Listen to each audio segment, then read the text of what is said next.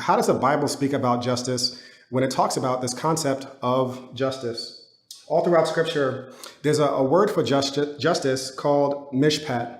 Mishpat, in the biblical sense of justice, is very different than the American sense of justice. When we say justice now, we tend to mean punitive justice, that when someone kills someone, they should be held to the highest standards to pay for the crime that they have committed. And there are protests and things happening all over the country about George Floyd and Breonna Taylor for justice in their case. Now, make no mistake about it, that is one part of justice.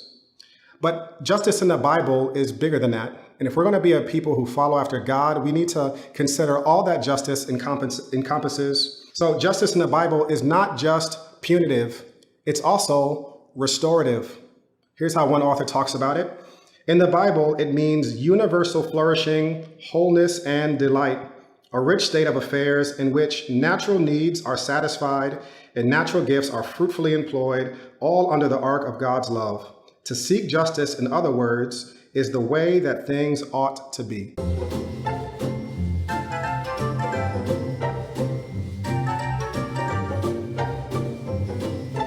So it's not just punitive, it's also restorative. So mishpat is giving people what they are due, whether it's punishment or protection and care. So in this moment, when we're talking about justice, we're not just talking about punishment for corrupt cops.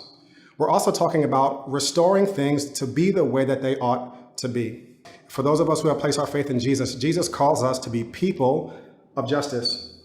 Now, one of the things that's really fascinating about just American society in general is that we just really don't have a concept of this kind of justice. I was working out with a trainer a couple of months ago when gyms were open pre-Rona, and he was a German guy and grew up in Germany.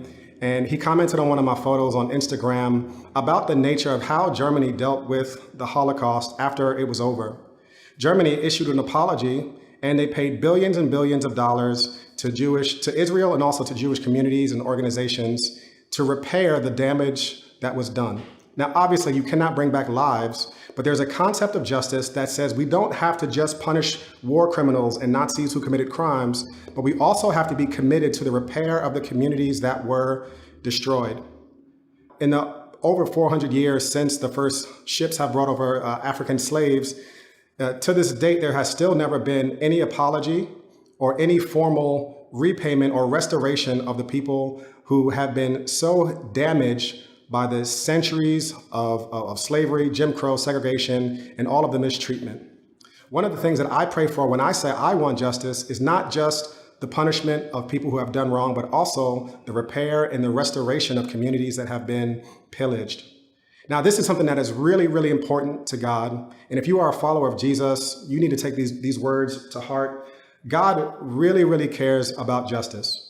He really cares about it, not just the punitive justice, but also the restorative justice.